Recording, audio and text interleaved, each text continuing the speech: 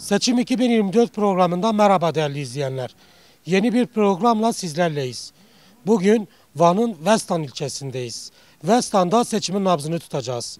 Vestan halkına 31 Mart yerel seçimlerinde hangi partiyi destekleyeceklerini, Vestan'ın sorunlarını ve sıkıntılarını soracağız.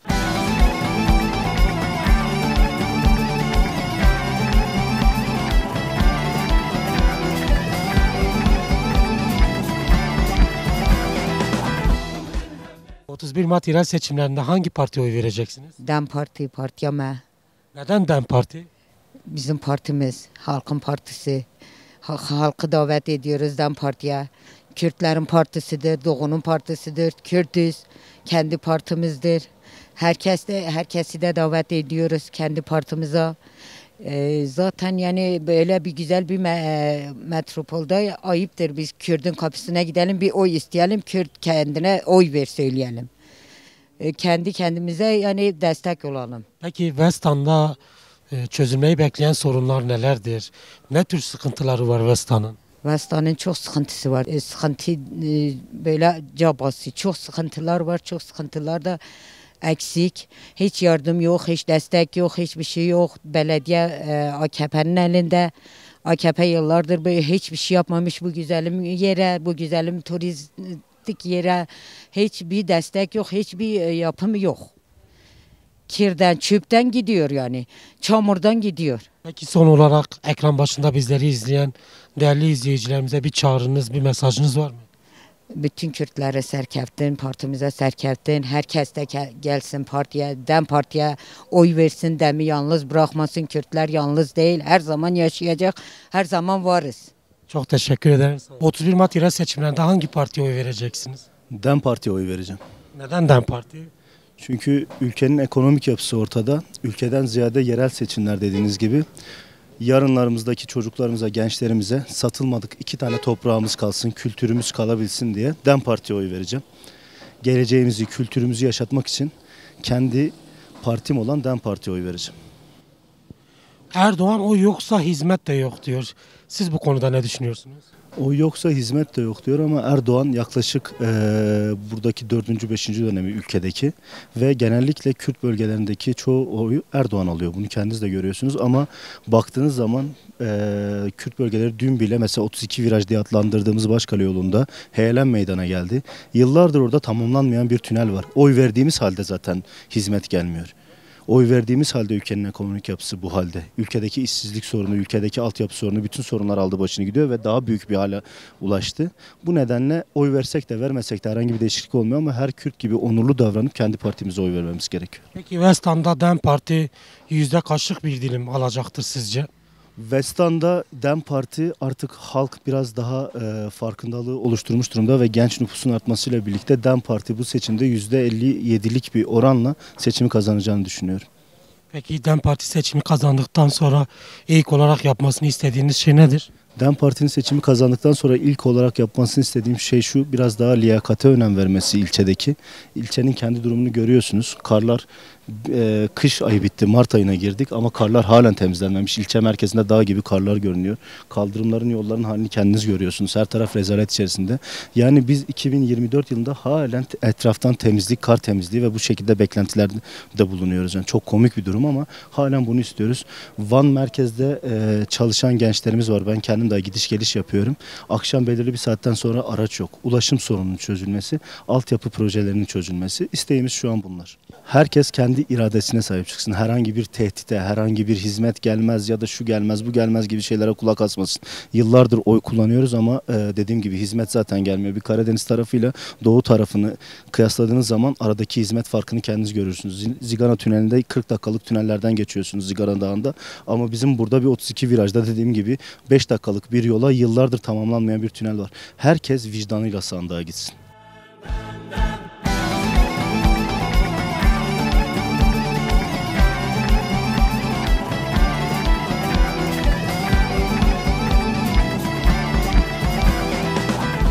İnşallah bu sefer biz kazanacağız.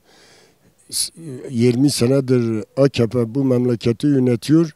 Bizi perişan etti, halkı perişan etti. Millet nefret ediyor. İnşallah kazanacağız. Büyük bir farkla kazanacağız.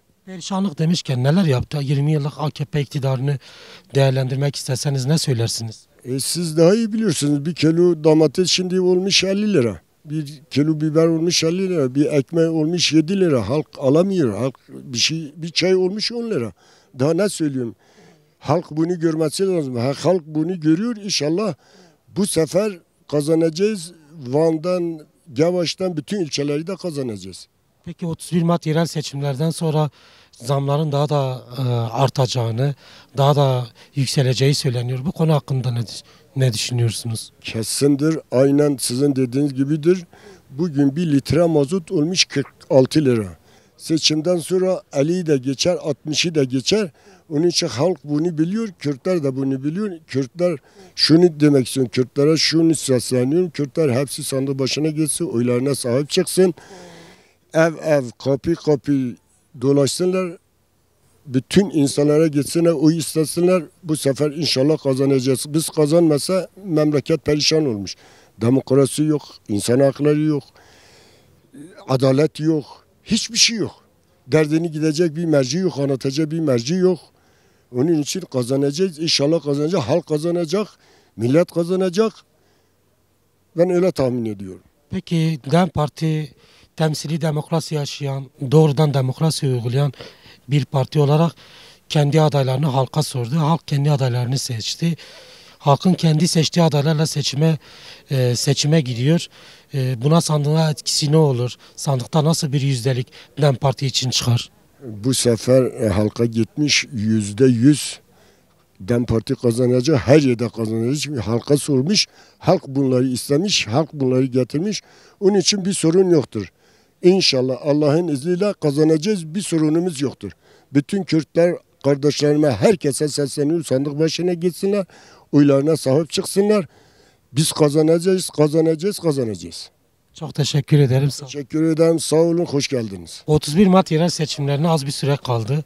Bu seçimden beklentileriniz nelerdir? Bu seçimin sizin için önemi nedir? Bu seçimin bizim için önemi kazanmasıdır. Zaten ortadadır. Kadın olarak, özgür olarak bizim de bir alanımız olsun, bizim de bir yerimiz olsun, bizim de bir kazancımız olsun. Gerçekten biz bunun peşindeyiz. Biz inşallah 31 Mart'ta biz bu seçimi kazanmaya doğru gidiyoruz. Kazanmaya doğru giderken hangi partiyle gidiyorsunuz? Biz DEM Parti ile gidiyoruz. Peki Westan'da sorunları çözülmeyi bekleyen sorunlar nelerdir? Westan'ın sıkıntıları nelerdir? Bizim sıkıntımız, birinci sıkıntımız kayyumun gitmesidir. Kayyumlar bizi yavaşlıyor ama Van'ın şerelerinde var. Gerçekten biz bu kayyumların artık defolup gitmelerini istiyoruz. Biz kayyumu istemiyoruz. Peki desteklediğiniz partinin eş başkanlık sistemini nasıl görüyorsunuz? Eş başkanlık sistemi sizin açınızdan önemi nedir? Bizim önemli açımız bir kadın bir erkek olmasıdır. Biz bu bir kadın bir erkek olduğu sürede biz inşallah kazanmaya doğru gidiyoruz. İlk yapmak istediğimiz şey, biz sadece kayyumları kabul etmiyoruz. Kayyumların gitmesini istiyoruz. Artık biz de özgür irademizi kullanmak istiyoruz. Bizim özgür irademize el konuluyor. Biz bu özgür iradenin gerçekten artık hayata geçirmesini istiyoruz. Ben diyorum serkeftin, inşallah hem serkevan.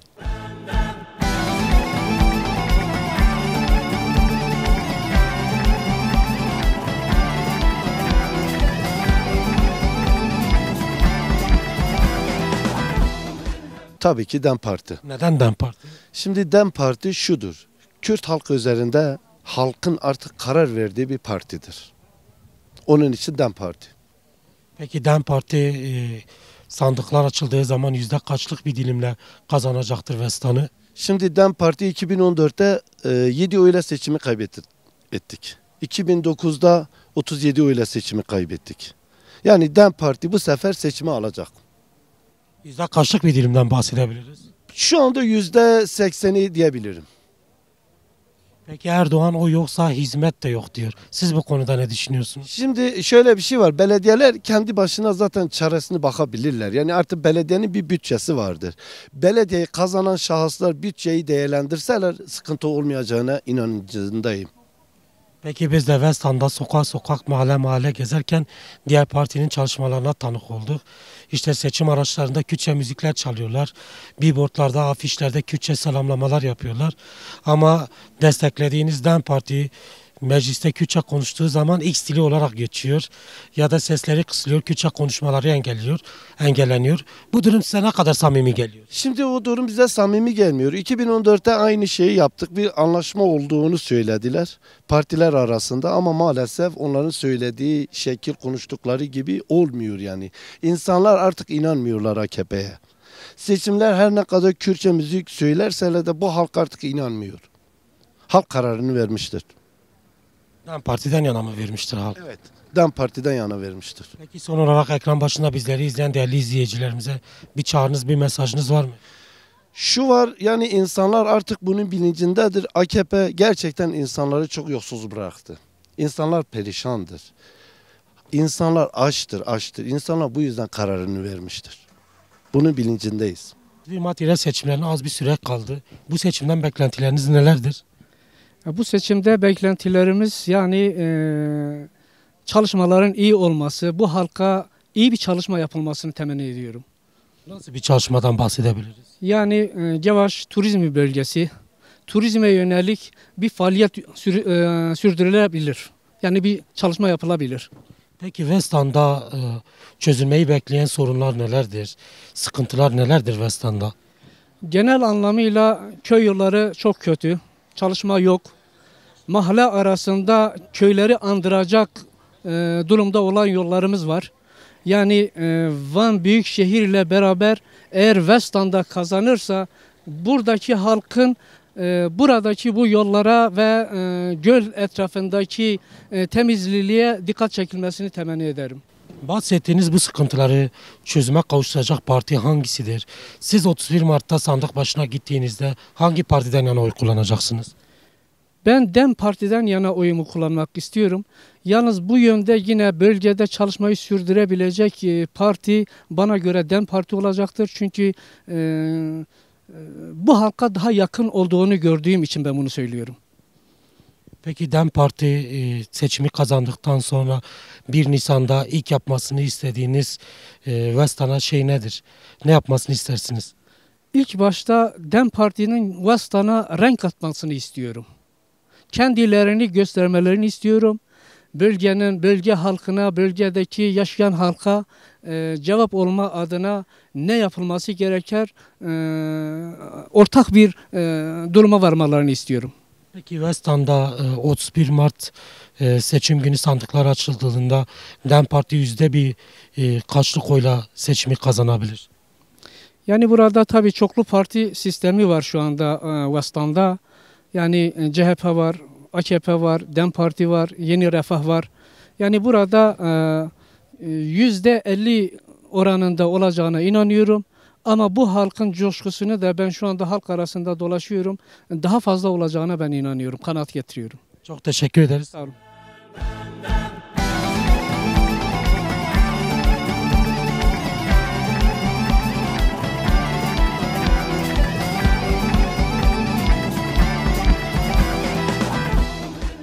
Tabii ki DEM Parti. Neden DEM Parti? Çünkü bizim partimizdir. Kendimizi en iyi şekilde ifade ettiğimiz alandır. Hatta şunu net bir şekilde söyleyebilirim ki yani Kürt olarak kendimize ait olarak gördüğümüz tek kurumdur. Tırnak içerisinde tek kurumdur. O yüzden DEM Parti. Peki 31 Mart yerel seçimlerinin Türkiye halkları için önemi nedir? Önemi çok büyüktür. Özellikle halka baktığımızda büyük bir yoksulluk, büyük bir iktidar tarafında yolsuzluk bu net görülüyor. Hatta şunu net şekilde söyleyebiliriz. Halkta bir umutsuzluk var. Yani tabiri caizse ağız dolusu bir gülüşe, gülmeye hepimiz bunu eksik görüyoruz. O yüzden umut için, halkların kardeşliği için, halkların sevgililiği için, haksızlığa karşı, hukuksuzluğa karşı, yoksulluğa karşı, yolsuzluğa karşı tabii ki DEM Parti diyoruz. Peki Kürtler açısından bu seçimin önemi nedir? Kürtler çok kadim bir halktır. Yani yaklaşık 5000 yıllık bir yaşantımız, bir dilimiz, bir kültürümüz var. Maalesef sistemin dayatmasıyla bu neredeyse yok olma tehlikesiyle karşı karşıya. Dolayısıyla biz bu dilimize, kültürümüze, inançlarımıza sahip çıkma adına bizim için yani tarihi bir görevdir. Biz Kürtler için özellikle yani kimliğimize sahip çıkma adına bizler bu sorumluluğu alıp oyumuzu DEM Parti'ye vereceğiz diyoruz. Peki sandıklar açıldığı zaman sandıkların sonucu Türkiye halklarına nasıl yansıyacaktır sizce? Kesinlikle şunu net söyleyebiliriz. Türkiye halkları da bu sonuçtan memnun kalacaktır. Çünkü biz şunu biliyoruz ki Türkiye'nin bütün enerjisi, bütün kaynakları savaş politikalarına harcanıyor.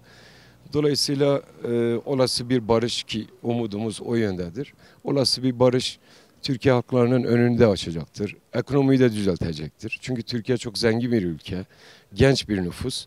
O yüzden yani hepimiz için hayırlı olacağına inanıyoruz.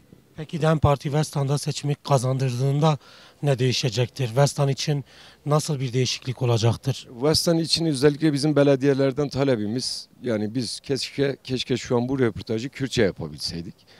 Neredeyse hani tırnak içerisinde diyelim tekrar Türkmancı diyebileceğimiz, ne Türkçe ne Kürtçe kendimizi ifade edemeyeceğimiz bir hale geldik.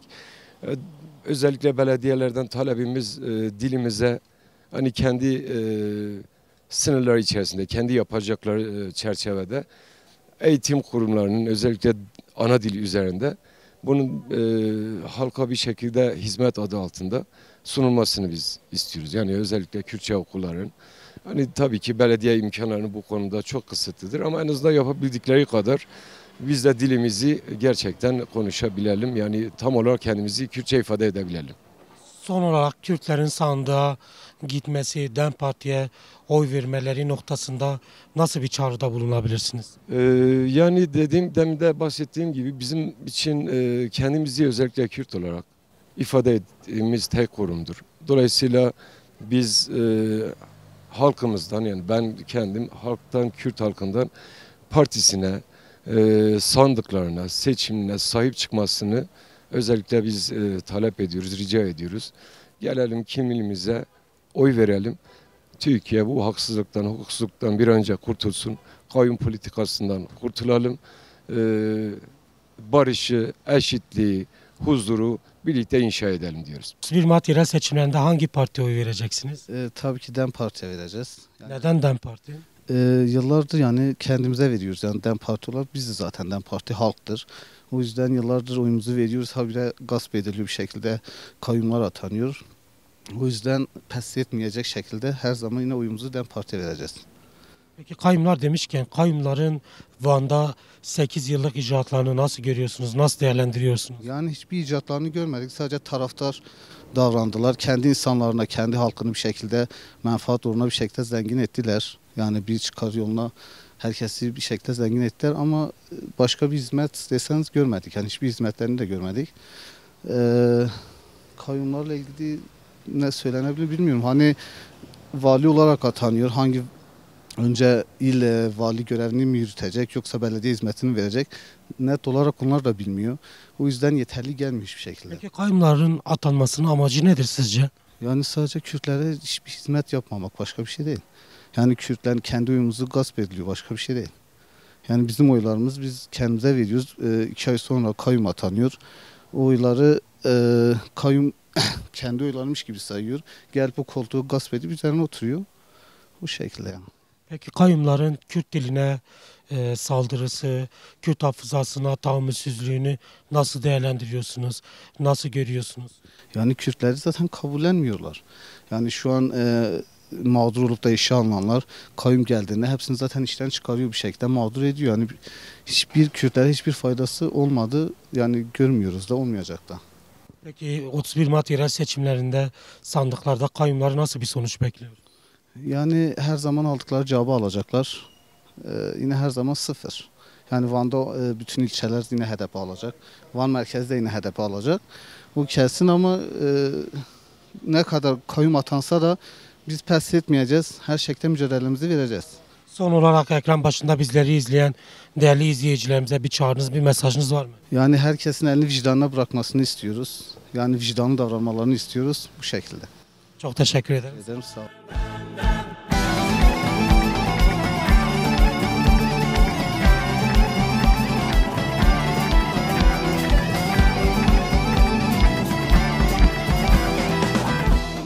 31 Mart yerel seçimlerinde hangi partiyi destekleyeceksiniz? Kendi partimizi destekleyeceğiz, DEM Parti. Neden DEM Parti? Temsiliyetimizi taşıyor. Bugün DEM Parti şu sözle belirtmek istiyorum. Beji azadi, beji vekidi, beji irada gelli Kürt olarak bunu belirtmek istiyorum.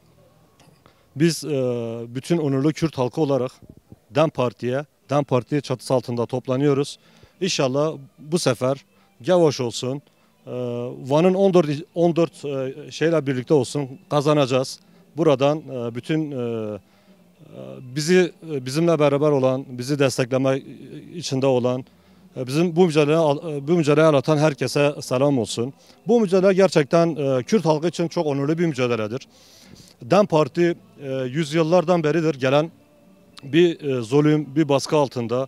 Bütün her yerde biz seçim çalışması yürüttüğümüz zaman zorluklarla, engellerle karşılaşıyoruz. Nedir bu zorluklar ve engeller? Bu zorluklar şu şekil: ekonomik olarak zorluklar yaşıyoruz. Devlet tarafından baskı altında tutuluyoruz. Bugün irademizi yok sayan bu AKP, MHP bizim bütün seçtiklerimiz belediye başkanlarımız olsun, ilçe belediye başkanlarımız olsun, vekillerimiz olsun, eş genel başkanlarımız olsun, hepsini tecrit altında tutuyor. Hukuksuzluk var şu an. Biz bu mücadeleyi kazanarak, onlara en büyük dersi vererek bugün siyasi olan bütün tutsaklarımıza da selam göndereceğiz.